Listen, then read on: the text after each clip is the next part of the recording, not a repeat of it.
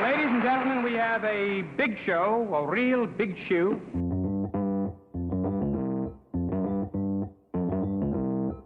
Live from Joe's mom's basement, it's the Stacking Benjamin Show.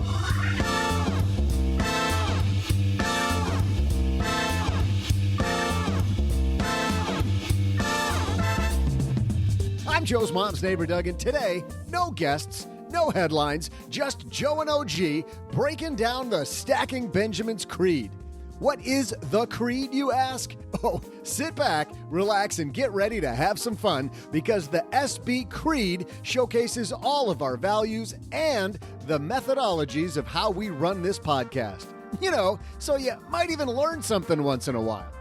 Because I know Joe and OG alone won't do the trick, I'll throw out some trivia about this here podcast. And now, two guys who are just a couple of average guys. It's Joe and OG.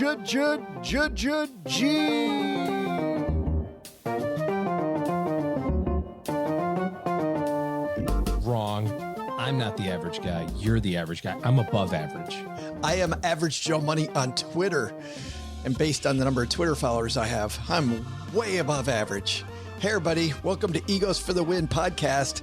I'm Joe Saul-Sehy, Average Joe Money on Twitter, and this is a show ostensibly about money, and it's actually a show that we're calling OG episode number 1 because we're welcoming people into the community.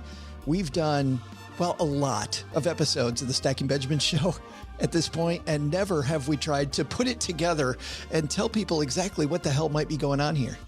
So I'm super jealous about your Twitter followers. If you want to follow me on Twitter so I can catch up to Joe, smash that like button, hit the bell. I don't know. I just watch a lot of YouTube. That's what they say on that. I don't know what that any of that means, but yeah, we should do the first episode because our real first episode was probably pretty bad. Do you have it somewhere still? That'd be so painful. We don't want to bring that up. We do not want to bring that up. So 3 things. The first one's a negative. Do not go look for our first episode. The second thing is follow Not the Fake OG on Twitter. And the third thing is if you own or rent your home, fortunately, Geico makes it easy to bundle your home and car insurance. It's a good thing too, because having a home is hard work. Go to geico.com, get a quote and see how much you could save. Geico.com easy. You know what's funny about that? Remember all those times like, hey, Geico, if you want to sponsor the Stacking Benjamin Show, Joe, it's Stacking Benjamins. They actually called us. They did. They called us. Well, we're better than the lizard. It's about time for us to take out that lizard. Gecko. Yes, we are going to be the new Geico spokespeople, but not today. Today, we're going to take you through the Stacking Benjamin's Creed, tell you exactly why we make the Stacking Benjamin Show, and really how to think about your money. That's what today's all about, our philosophy. So let's get this party started.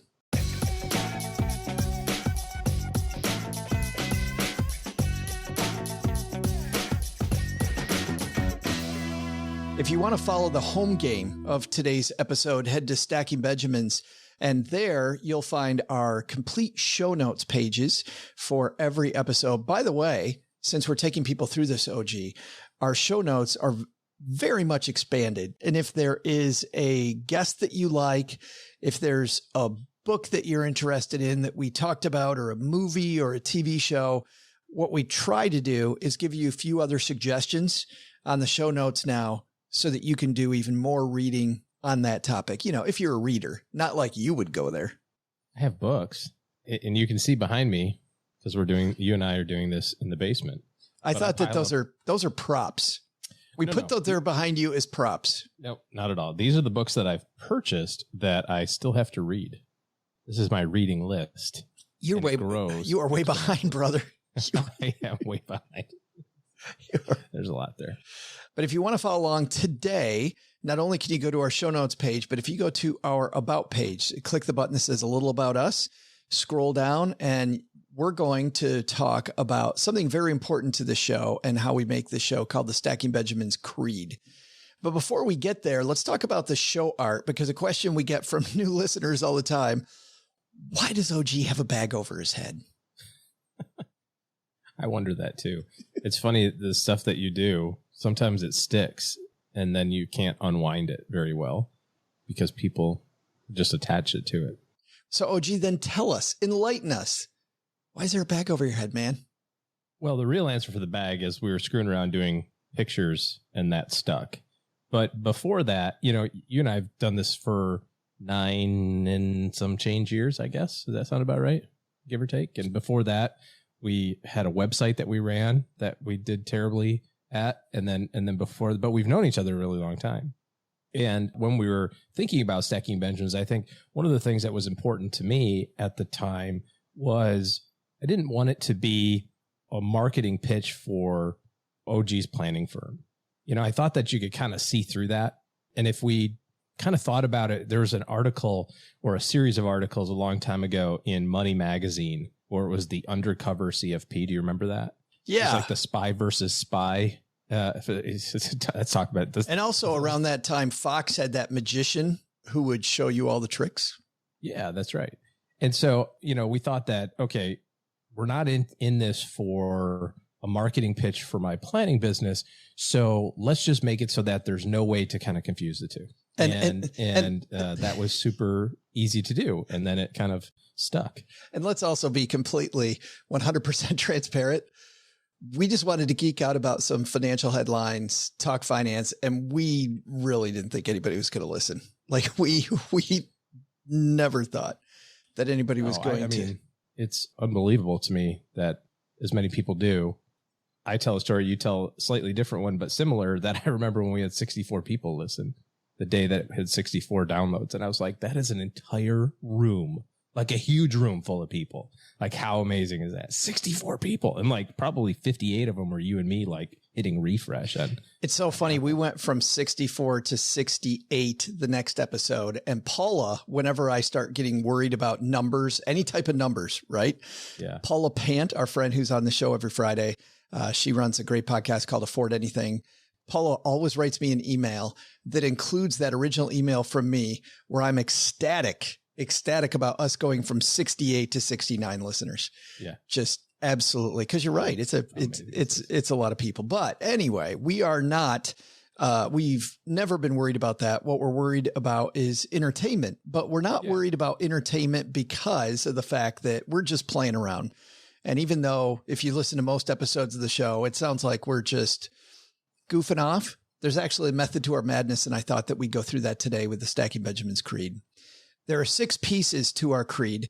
And the one that we have on top, and it's on top for a very important reason, is personal finance is personal. We're all trying to stack Benjamins. Everybody's trying to stack Benjamins. And I think, OG, this is at the top of the list because of the fact that there's well over 300 million people in the United States alone. People listen to us in 48 different countries. I have no idea. The worldwide, what is it? 7 billion people, 7.1. Closing in on 8 from what I understand. Ish, 8 billion people. We'll ask them to count themselves tomorrow. The accurate number. 1. We going to, 2, sorry. There you go. Thanks. Everybody else just follow along. It's your turn, Earl. Earl, it's your turn. There's so many people. And once we realize that everybody, no matter how you're going about it, is just trying to get one step further ahead, and we're all on the same journey, I think it changes the tone. We never wanted to be a podcast that yells at people. We never want to be a podcast that admonishes people. We want to do something that's challenging, I think, especially in this business. We want to show people that there isn't just one right way to do things. Yeah. Well, that's so true because everybody's got a different experience path and everybody's got a different journey that they're on. I was having a conversation a couple of days ago with somebody who said something like, what should be my goal in my 401k in terms of savings? And I said, well, I don't know, all of it. You should put all your money away. Like there is no rule of thumb that makes sense. People say, well, you should do this or you should do that. I said, well, it really matters on what you find most important. If you say, hey, what's most important to me right now is making sure that I got enough money saved for a down payment on my house and I got to get my kids started for their college fund. Well, you just can't do all of those things generally and also max out your retirement accounts or whatever. And so the people who are on, one side of the equation who are like, you must do all this stuff, maxing out this, and you got to discounting the fact that that might not be as important to you right now. And so I think it's really important to recognize that everybody's financial planning journey is going to be different. We've all made mistakes. We've all done things in the past that we wish we wouldn't have. Sometimes, like me, twice. And you just are where you are. And it's like you said, it's about doing the next best thing. I like what you're talking about, though. It's about process. And we quote a few books often on this show. I never knew this book impacted me as much as it did when I read it. When I read it, I thought, yeah, it's pretty good. But man, I go back to this over and over and over. It's a book by a guy named Stephen Covey, 7 Habits of Highly Effective People. What you're talking about, OG, is one of his habits, which is begin with the end in mind. Start off with where do you want to go? And then work backwards, and you're much more likely to get there. Yeah. And when you have a clear understanding of what your goal is, it makes it easier to make decisions. You're a Disney freak. I think that's fair to say. And you're a big fan of the Disney quote, when your values are clear, your decisions are easy. And that's true when it comes to money too. When you have an idea of what you're trying to shoot for, it becomes really easy to figure out where do you want to put the savings or investment opportunities that you have without feeling like, oh, I'm letting go of this, or I'm not doing that, or so many places online in particular, and all these other places, books and whatever, that are, if you're 35, you should have 1.5 times your income in retirement assets or you're behind.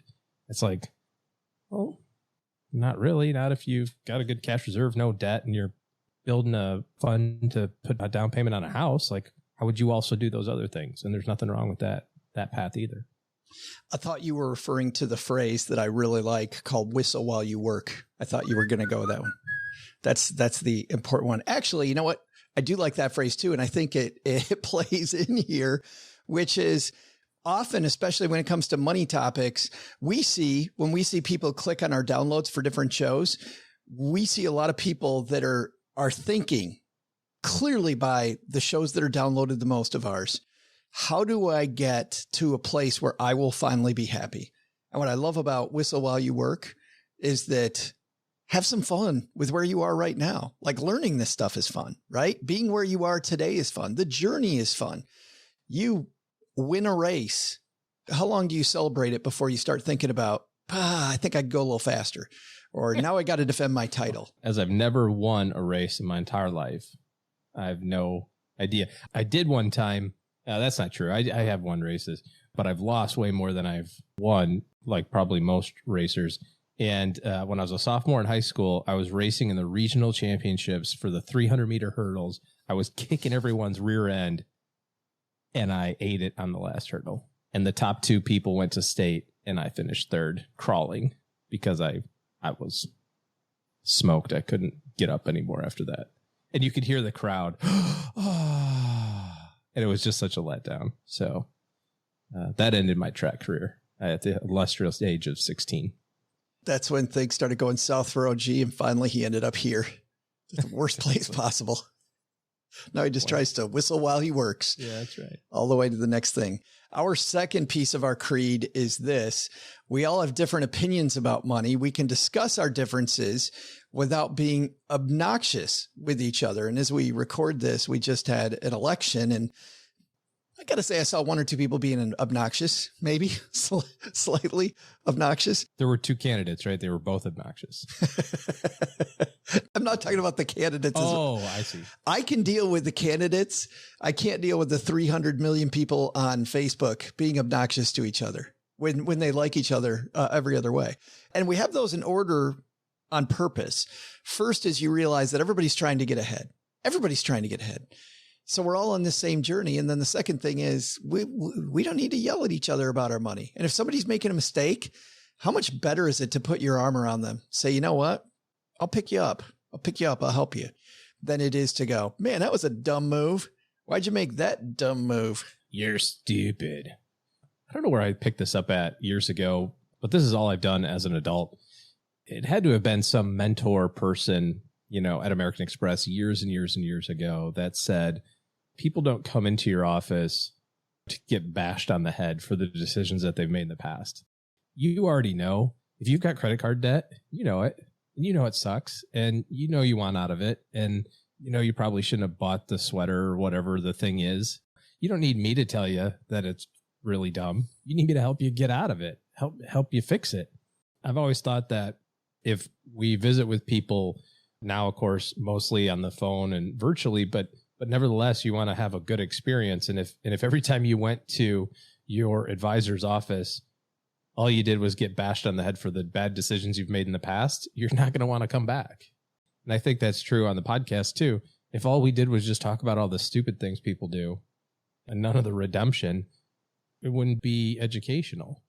And I think it's fine for us to talk about the stuff that we've done in the past, because everything that you could possibly do wrong with money, I've figured out a way to do twice. We're there with you. And don't get me wrong, we will point out people who are crooked. we will point out. Well, yeah, there's a difference between making a mistake, an error in judgment. The other thing is that when you're doing those things, when you're in the moment, I really seriously doubt that the vast majority of people who are making financial mistakes are intentionally making that mistake, right? Like they're making the best decision at the time with the information that they have. You know, you see these people who, you know, are in their 30s and they have $300,000 of student loans, and people go, "Oh, that was a terrible idea." It's like, do you think that when the guy was 20 or the gal was 20 going through college, you think they're like, you know what I should do? I should figure out a way to ruin my financial life when I'm in my 30s. What should I do? Oh, I know. I'm going to take out $100,000 of student. No, like you did it and you're like, this is the only choice I have. Mom and dad didn't save money, or, you know, I didn't get any grants or scholarships or whatever. And this is the choice that I have now. And so you made the best one that you can. So now make the next best choice, which goes to the previous point of we're all just trying to get ahead.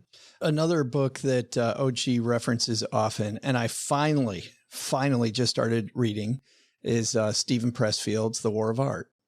And in that book, he talks about what we're talking about right now, OG, which is resistance, about how the problem with anything you're trying to do is not doing it, not going through it. It's actually sitting down to get there. So the problem with your budget is not that you have the numbers wrong inside of your Excel spreadsheet. The problem is sitting down with that blank Excel spreadsheet and actually starting it. The thing that's wrong with your money discussion isn't that you and your partner, your spouse, that you're not communicating effectively. The problem is you never have the discussion. And like you said a second ago, we all know that. And what I love about Stephen Pressfield is he said the resistance, he talks about how resistance will kick your butt and about how resistance to get this stuff started is the enemy. And he said that you should use resistance as your North Star. Whatever it is where you feel the resistance, you know, like you said, you know, you've got credit card debt, you know it. You feel it in your gut that this is bad. That should be the first thing that you pay attention to. After you're done with War of Art, you can read Gates of Thermopylae, which, by the way, I made it 6 pages in before I was like, I can't read this. It's got all these Greek names in there. And I'm like, I don't know if these are places or people. Is that the deal? You want me to read it for you and then tell you what happens? Well, I'll save you the read. It's what's based on the movie 300. Ah. So if you saw 300 Spartans, you kind of read the book. That's a loose interpretation of movies to books ratio. But my son is reading The Princess Bride for his English class right now. He's like, it's actually kind of good, Dad. I'm like, you ever seen the movie? He's like, no. So we watched the movie. He goes, all right. So that's what happens this whole thing. And I'm like, oh. But that is a case where the movie is phenomenal. Yeah. And the book is even way better. Yeah. Yeah. So I was like, well, now be careful. I said, the teacher's going to know the parts that aren't in the movie. Yes. So don't be skipping the book part because they test you on that. You know, there's this line in the movie that is, well, how many famous lines are there in that movie? Hello. My name is Inigo Montoya. You killed my father. Prepare to die. What I love about the book is it explains how he killed Inigo Montoya's father, which never makes the movie, right? The movie has all of this revenge. I'm Inigo Montoya. Instead, there's a whole chapter about his dad and about how he got killed. And it is, I won't spoil it, but it's well worth your son's read. Got it. Okay. I should read it too then. Oh, it's so I think good. it's funny to watch that movie and then go look where all those characters are now. So the guy who was Montoya, right? The Spaniard sword guy. Oh, that's Saul Berenson from Homeland. The roles, the diverse roles that he has played over his career. He's got to be one of the best living actors. Mandy Patinkin. Saul Berenson. / Inigo Montoya. I get frustrated whenever I see people online, though, admonishing other people about their money. And this is where I think our expertise comes in. And what you will also not hear on the Stacking Benjamin show a ton is us going deep into our backgrounds. But we listen to plenty of podcasts that are by investment professionals. We prefer to play around. We will talk about that more later because that's further down in the creed. But here's the thing. I get frustrated when I see somebody who's doing something in their mind completely right. They're admonishing somebody else who they think is doing something completely wrong. And they've maybe seen 2 or 3 or 4 articles about the thing. OG has probably helped. And I'm going to say this without asking you, but I would guess you probably helped 500 people retire already. Like already go through the retirement gates, finish a career and go into retirement. You've seen it 500 times. I was only a financial planner for 16 years, so I did not see it as much as OG has seen it. But I've seen people retire a lot and help them retire a lot, which is why it frustrates me when I see someone so passionate about the fact that their way is the only way to get somewhere. Yeah, I was going to say, you see this in like investment selection and asset allocation stuff. You have to invest in this. You have to invest in that. You cannot invest in that. You cannot invest in that. And it's okay to be passionate. Just this part of the creed says, don't be obnoxious about it. You know, say, hey, have you ever thought about, might be a better idea. Our third piece Just be of passive aggressive. It's way easier. Don't be obnoxious. Just be passive aggressive. Have you ever thought about, saving some of the money that you earn every day instead of putting it all on your credit card debt and going negative every month? I don't know. Just a thought. I had a manager when I was a brand new financial planner. All the stuff we talked about, a financial planner and people not coming back. He was the antithesis of all that. And I learned so much from him about what I didn't want to do. Yeah. And when he would just get frustrated with a client, he goes, so you told me those credit cards came from hospital expenses. I'm looking at the statement here. It says you went to Wendy's and put it on your credit card. You don't look sick. I did not know. So is the Wendy's part of the operating room? He would literally say that. Is Wendy's a part of the operating room? Yeah, oh, that's the bashing on your head. I'm never coming back part. Oh, it was horrible. I wanted to give him the finger and I'm sitting right next to the guy. Thought it was horrible. All right. The last one here before we take a break at the halfway point. Everybody, and this is the key. While we're a light podcast, we are not always a podcast for beginners. And the reason for that is step 3 on the creed. Everyone doesn't start at the same place with money. We'll explain the basics and talk about more advanced topics. And there's actually a reason for that too, which is when I'm diving into a topic for the first time, I like getting engulfed in some of the advanced topics. I don't always know what the hell they're talking about. I'm not really sure. But I like the fact that there's some depth to it. And I know then what the learning curve is going to be. And I also start trying to figure out some of the terms. It's like the first time I went to Paris. And I'll tell you, there's nothing better about learning a foreign language. There's no better way to learn one than to go there and have to try to speak to people in a foreign language. And I'll tell you, you pick up phrases very, very quickly when you don't know very much of the language. And I think it's the same with any language. And so parts of our show will always talk to people that are beginning. We're also going to use the fact that we're a light podcast, OG, to explore some more advanced topics. So we will talk about how fees get structured. We will talk about how financial planners get paid. We will talk about what goes on behind the scenes at your favorite brokerage account. We'll talk about some of these much more advanced things. We're not going to always talk about get out of debt, get a budget, and get your emergency fund in place, which are probably the first 3 things everybody needs to do once they figure out where they're headed. I like the analogy of trying to get involved in it, but unfortunately, Apple has solved your problem. I don't know if you've downloaded the new iOS, but now you don't have to learn new languages. Oh. Comment puis-je écouter le podcast Stacking Benjamin? See, now you just go, how do I listen to the Stacking Benjamins podcast? And you type it in here and it tells you. And then how do you say? Écouter le podcast Stacking Benjamin? She says it way nicer than we do. Yeah. We got to replace Doug with her. Of course, if you happen to find yourself in Russia and you're trying to find the Stacking Benjamins podcast, you can just do this. Как я могу прослушать подкаст Stacking Benjamins? How do I listen to the Stacking Benjamins podcast in Russian? Japan, because we're going to be going there to visit my daughter. You're going to go to Japan. Yes. Yep. Japanese. Okay. ストッキングベンジャミンポッドキャストをどうやって聞くことができますか? I love Podcasto. It even writes it out for you. Can you see that? That's awesome. Isn't that crazy? Podcasto. Podcasto. That sounds like, and I got to be honest, Apple, that one sounded like BS. Like, where is the Podcasto? It sounds like a really bad interpretation. I think that might be pig Latin. It sounded a little bit like it. I clicked the wrong button.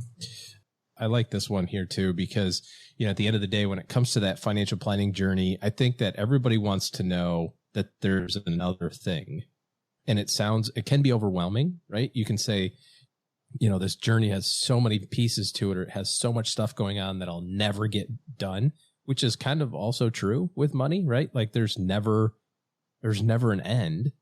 It's, you're always trying to do better. But by the same token, I think it's important to know that there's a progression. There's a logical progression of, I do these things, I do these things, I do these things, and I can kind of move down this path. And I can see that there's people ahead of me who have done those things already. I can see that there's people behind me that are where I was 5 years ago. And so it kind of affirms or reaffirms, I think, the decision that you're making of embarking on this journey, of personal finance. Well, do you own or rent your home? Sure you do. And I bet it can be hard work. It's easy.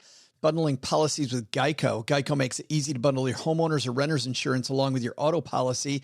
It's a good thing, too, because you already have so much to do around your home. Go to geico.com, get a quote, and see how much you can save. It's Geico easy. Visit geico.com today. That's geico.com. Well, I hope that's explained a lot about what we're doing here at the Stacking Benjamins show basement. We'll talk about why we do this from Mom's basement in the second half of the show. But right now, a feature that we always have in the middle of our show, Doug brings us some of his scintillating trivia. Hey, Stackers. I'm Joe's mom's neighbor, Doug. And now that I've got a little more time, let me introduce myself. I'm the actual person in charge around these parts. That's right. Joe's mom's neighbor, Doug, is definitely the boss. If anyone tells you different, well, like Joe's mom says, jealousy can be an ugly thing. Got me? All right. See that over there? Well, that's Joe's dad's shortwave. Usually Joe and OG sit over there at that rickety card table under that dangling light, but I boot these guys out whenever I need to steal the show, keep you all entertained so you can keep coming back to hear my award-winning 5-star trivia. You might occasionally hear Joe's mom out and about, and usually she's grinding my gears about something I should or shouldn't be doing. But once again, good manners says to keep your comments to yourself if you got nothing nice to say. Speaking of which, I've been coming down here to do the trivia for quite some time. But did you know the name of the podcast hasn't always been the same? So today's trivia question is this. What was the name of the first version of the Stacking Benjamin show? Oh, and bonus points if you can guess the year that podcast debuted. I'll be back with your answer faster than you can make your own hit podcast. Seriously, people, it takes a long time. Well, if you pay your credit cards off every month like you should, you want to hear something amazing? Discover matches all the cash back you earn on your credit card at the end of your first year automatically with no limit. It should say magically. It totally should be. They missed it. Do I have to copy edit everything?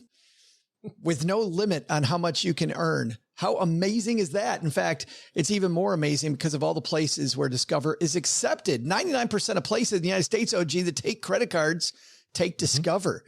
So when it comes to Discover, get used to hearing yes more often. Learn more at discover.com.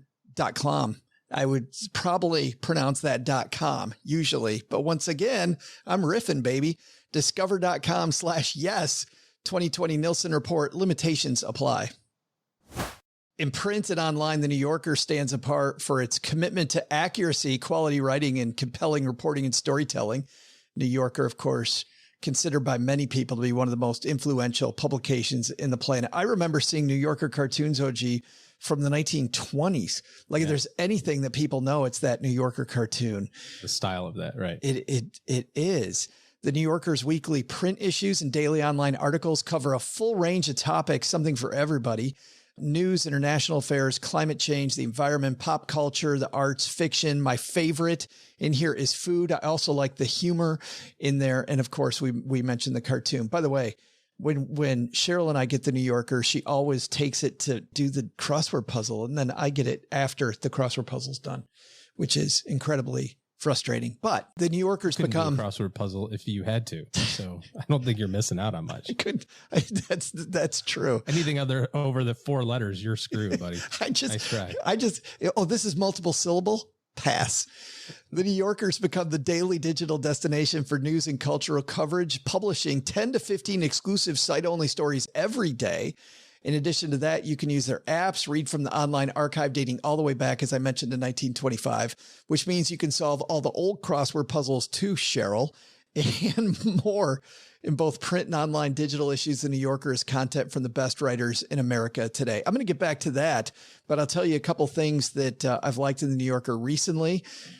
How the coronavirus hacks the immune system. At a laboratory in Manhattan, researchers have discovered how the SARS-CoV-2 uses our defenses against us. Just knowing about how this thing works, the science behind it, incredibly interesting. Also, recently, and I think I talked about this one last time, but man, I liked it. 62 films that shaped the art of documentary filmmaking. How many times have we had documentarians on here talking about their films? Of course, we even have hosted an opening of one of our favorite documentaries, Playing with Fire. We also talked to both the filmmakers, Rickens and Shakespeare, about the making of the movie on this show. But looking at documentaries over time, just an absolutely fascinating look. For a limited time, you can get 12 weeks of The New Yorker for just $6. That's a savings of 50%. Plus, stackers, you're going to get an exclusive tote bag for free. Head to newyorker.com/SB. That's NEWYORKER.com/SB. I'm glad they spelled out New Yorker. I'm sure most of us don't know how to spell New York. NEWYORKER.com/SB. 12 weeks of The New Yorker for just $6 and a free tote bag. NewYorker.com/SB. Hey, trivia fans, I'm your pal, Joe's mom's neighbor, Doug. I guess I should level with you, though. I couldn't be the star you've come to expect without a stellar team behind the scenes. You'll probably see the leader of that crew, Gertrude, hanging out in the basement Facebook group. Feel free to head over there for your dose of bad jokes and financial questions. Hey, seriously, Joe, have you been using this rickety card table the whole time you've been doing this podcast? I think it's time to head on over to the dump and get a new one. Oh, which reminds me, I should get back to today's trivia.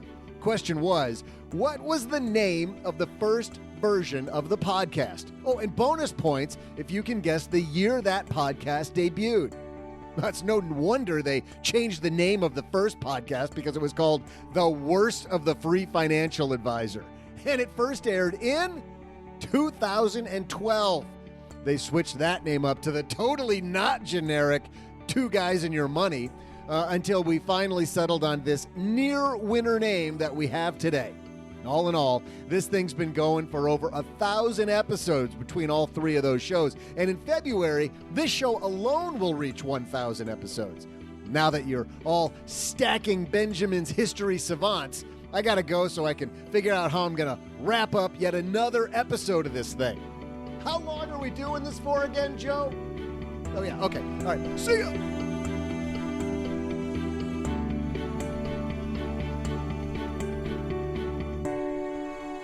And there are days, OG, when it feels like it's been that long, and there's days when it doesn't. That's right. Gosh, that was a terrible name, wasn't it?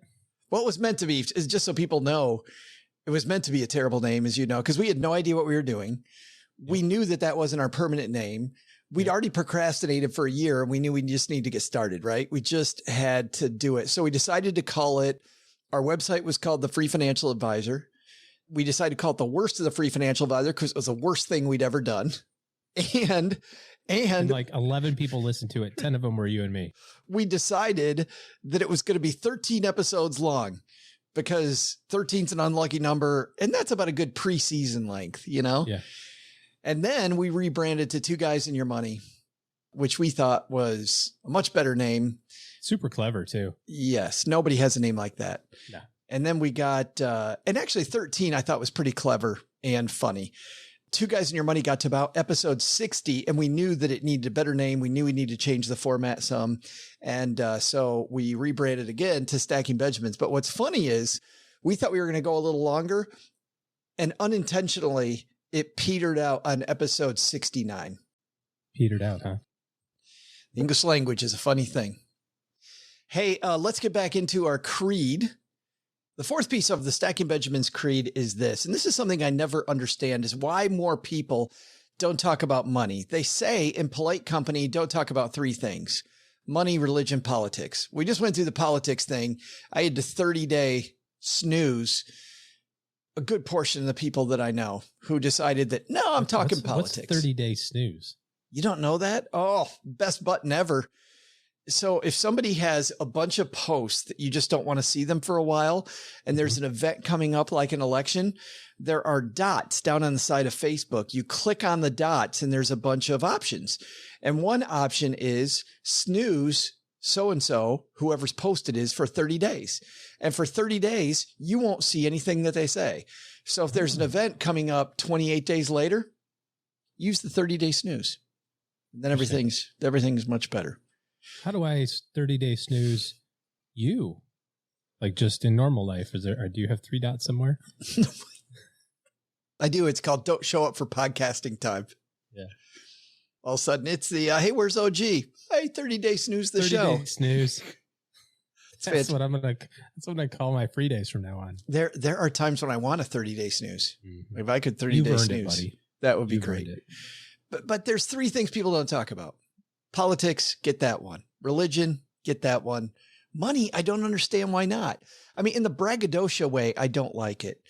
Which brings up part 4 of our creed, which is there's nothing embarrassing about money. Let's talk about our wins and losses so we can all learn from them. And sometimes I think people are surprised about how willing we are, OG, to talk about our mistakes and how often we want to have people on the show talking about mistakes. 99% of the time, they're professionals or people who should have known better, but didn't. And they made a mistake. Because I think learning from mistakes is a great thing. And I have to tell you, from my mistakes, initially, it was very difficult to talk about my mistakes. And now when I meet people who have listened to the show for a long time and they say, you know what, but I can't believe how freely you talk about all the mistakes you made with your money. It doesn't come easy. I'll tell you, it does not come easy. But after a while, you learn to realize that that's not me tomorrow. That's not me today. That was me 20 years ago. And like most people, I touched the stove and I learned from it. Or like me, I touch the stove and then touch it again, touch it again, touch it again, touch it again. Is that hot? I think that's hot. Still hot. I'm fairly certain that's hot. Still is burning me. No, I don't think it can be understated the importance of recognizing the reality of, where you're coming from, whether it's a good place or a not so good place, listening to stories or reading books, the best books that you enjoy the most, the stories that you enjoy the most, the movies that you watch the most, always have a person in them that overcomes some issue. And if you're watching Star Wars, how motivating would the story have been if Luke was born a prince and already had, knew all of his Jedi skills and, required no training and, it's not a story. It's not a thing.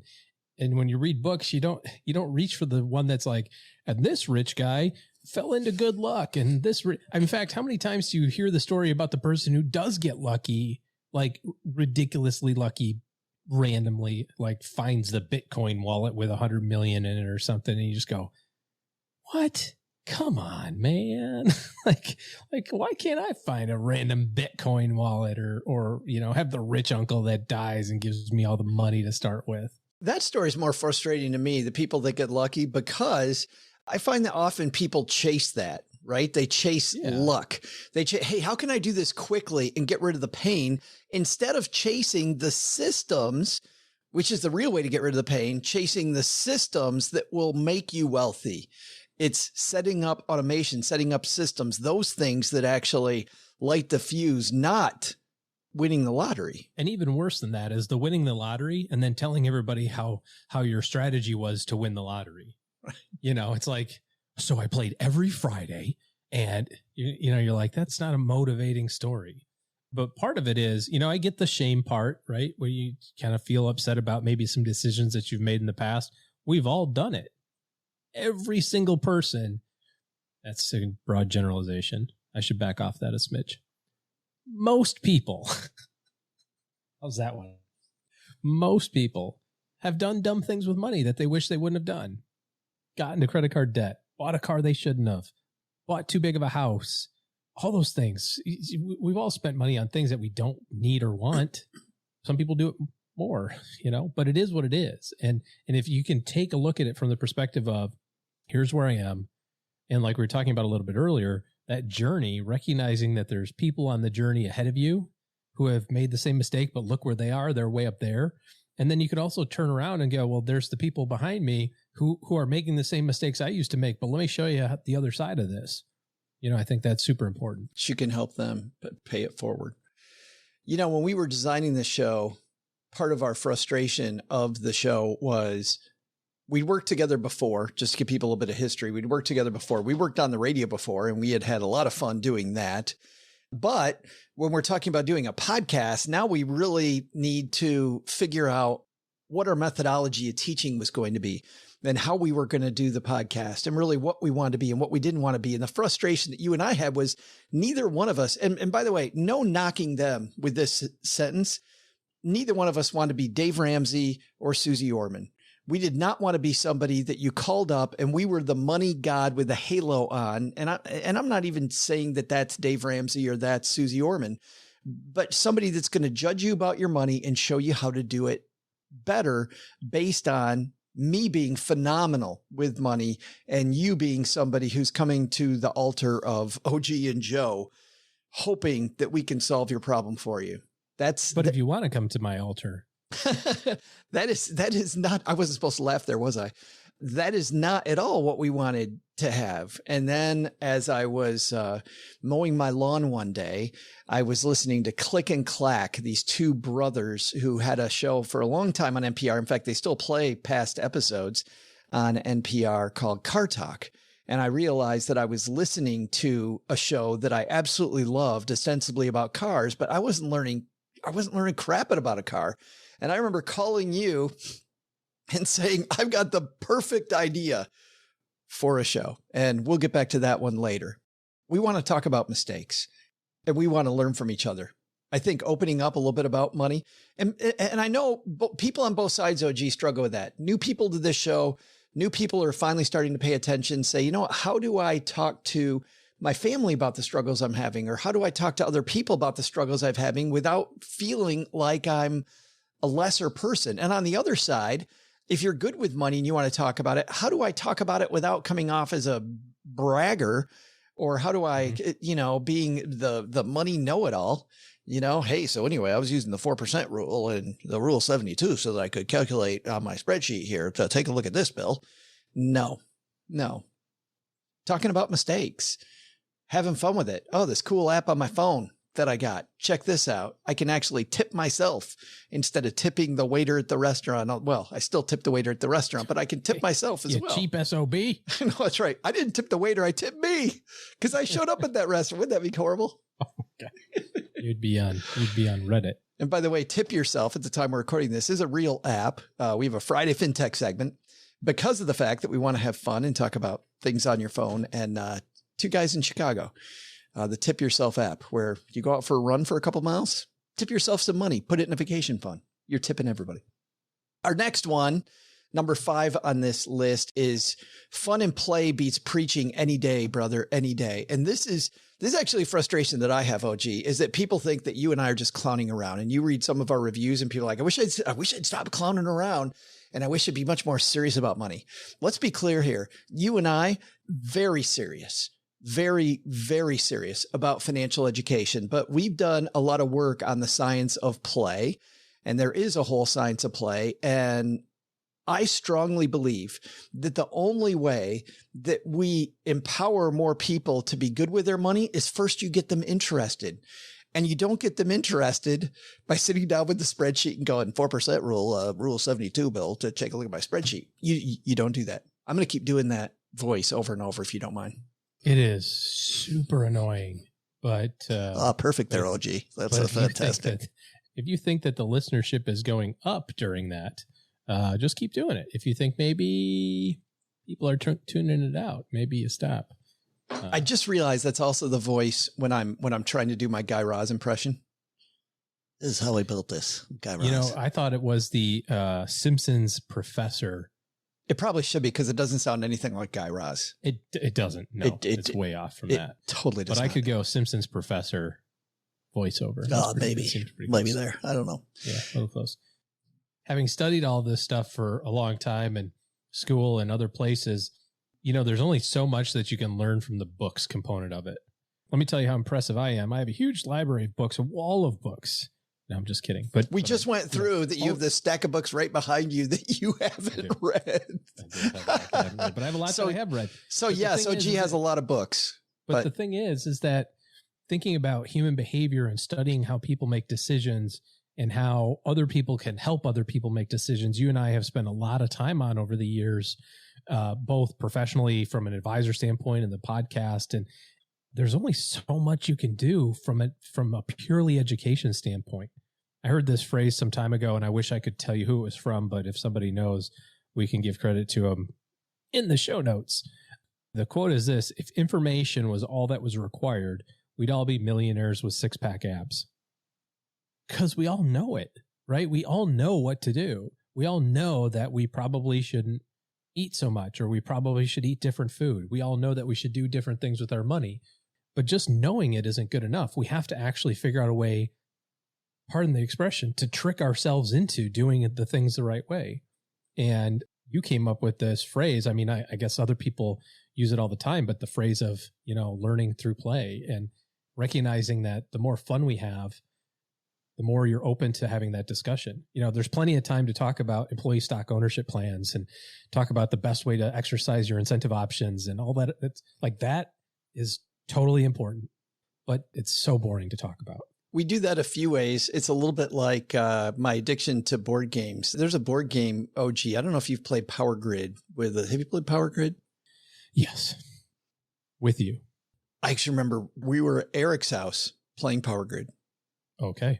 I don't equate such great memories to playing Power Grid, but with Clink and Paz.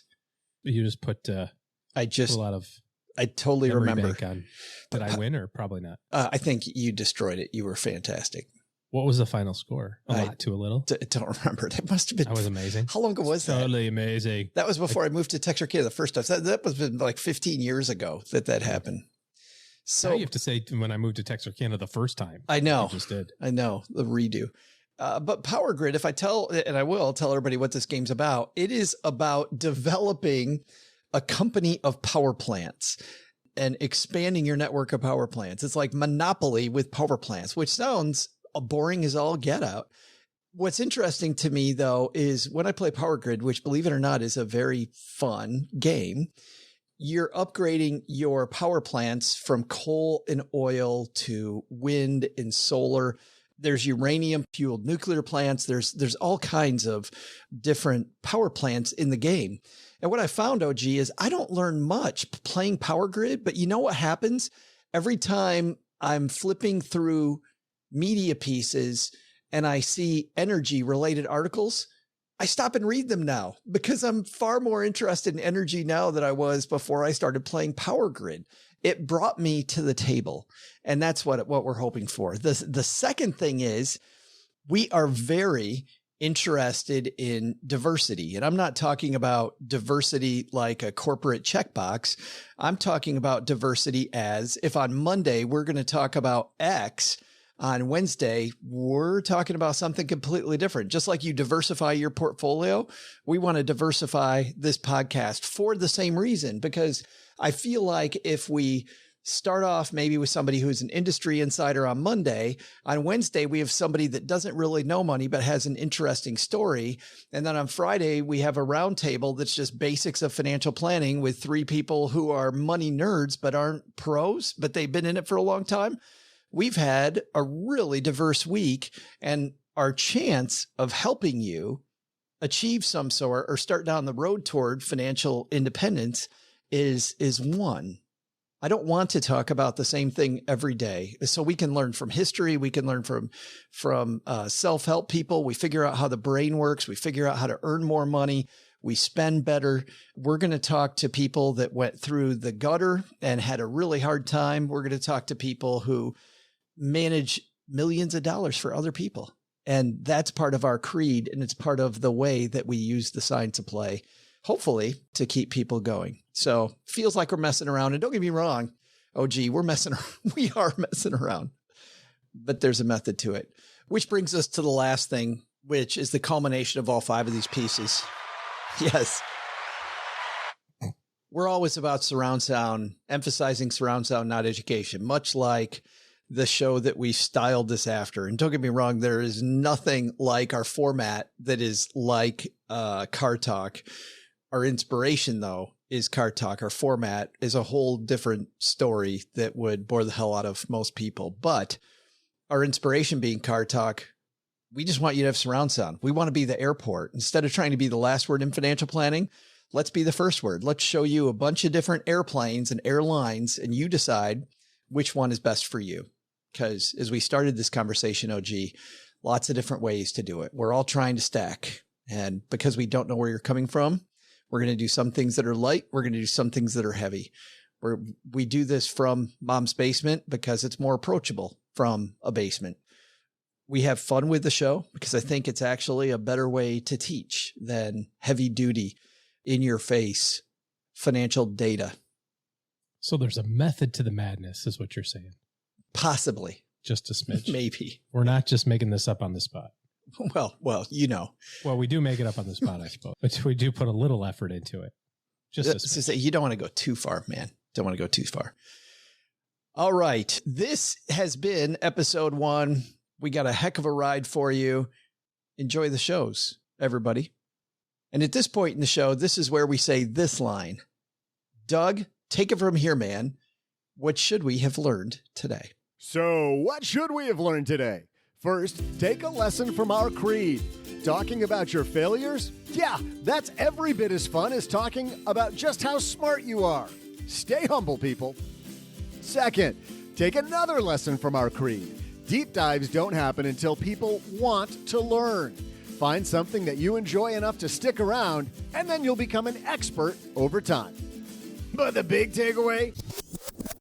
Don't start a podcast if you're looking to strike it rich. We've been on the next year we're moving out of mom's basement plan for almost a decade. A decade! Joe, seriously, we got to get out of here. Big thanks to you for hanging out with us.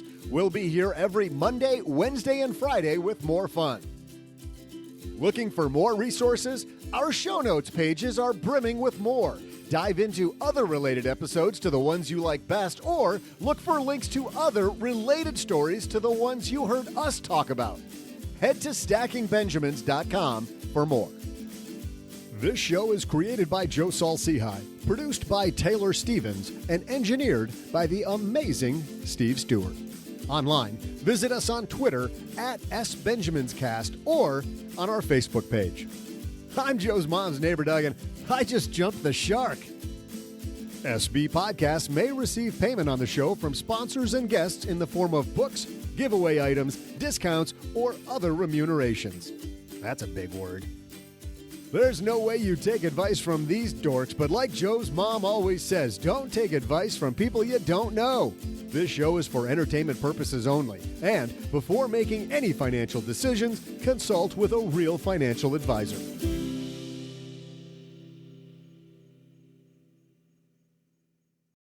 Special thanks to Joe's mom for bringing down pork rinds and Kool-Aid for the show. Kool-Aid? It's not Kool-Aid. It says Kool-Aid right there.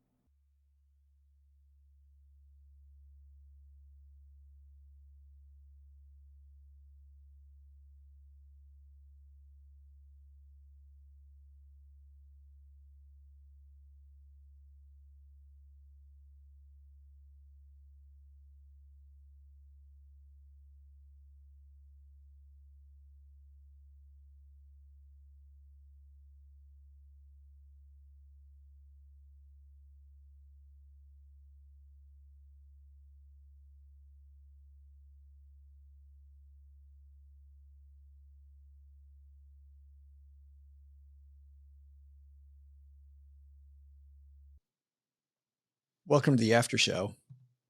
This is the part of the show that doesn't exist. What happens in the after show, if you're new here, stays in the after show.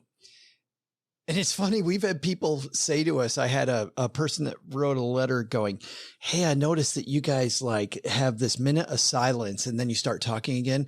I'd love it if you got rid of the minute of silence. If you could just do that for me, that would be great. That's what the fast forward button's for. The after show I was was, going to say, how the heck did we start this? I don't really remember. there's a podcast that I listen to because I don't have a lot of time to play video games, but I really like video games and I like keeping up with what's new. And there's a show where they talk that's about right. the That's what it's from. Xbox, and it's Yeah, the Major Nelson podcast. And Major Nelson used to have this after show that was this hidden track, and he doesn't do it anymore. But when he did it, I listened to that show for like 6 months, and Cheryl and I were on our anniversary trip up to Leelanau Peninsula. We were staying at Black Star Farms. It was a beautiful vineyard. An amazing sign of romanticism to have your wife listening to the Major Nelson Xbox podcast as you're trying to, celebrate your anniversary. Like, hey, babe, I've got a really great idea.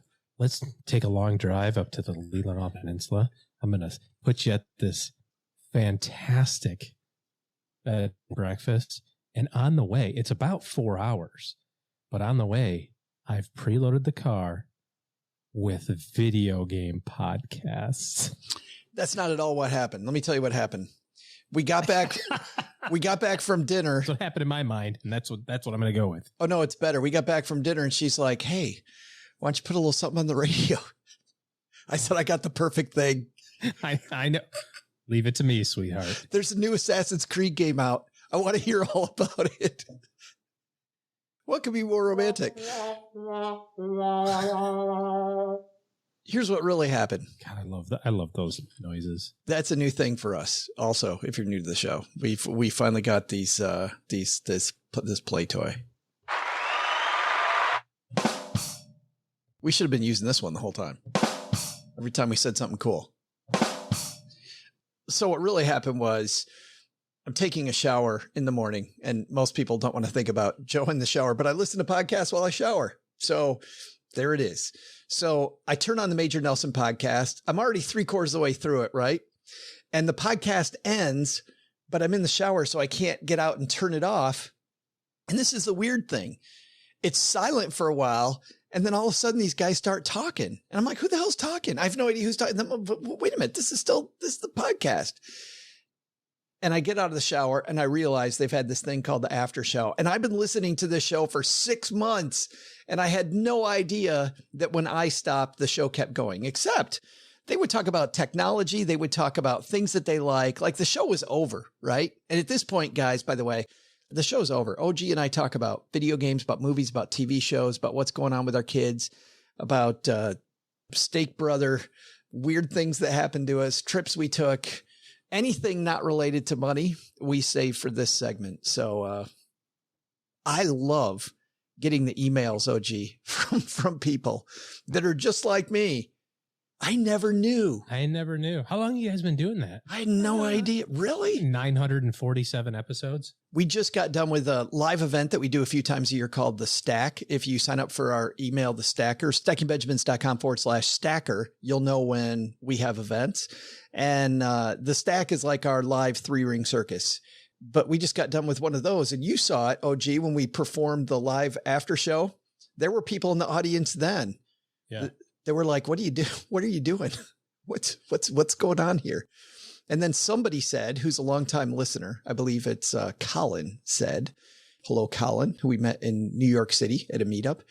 Colin said, he's like, at this point, this is like the mandatory encore at a concert. And Does that mean we have to start doing multiple after shows? No, I think you just do one. Oh, okay. But sometimes we might do two. Who knows? Who knows? That we've ever done two, but sometimes they're long.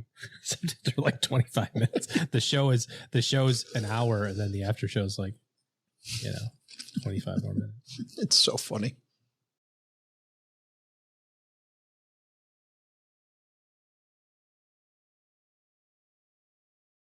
And now, two guys who are just a couple of average guys. It's Joe and O-J-J-J-J-G. I'm not the average guy. You're the average guy. I am above average. I'm from Lake Wobegon. I am only the average guy. Hey, everybody, welcome to... I cannot get my throat clear. La, la, la, la, la, la, la, la. Unique New York. Unique New York. All right, let's start that over. Here we go. 3, 2, 1.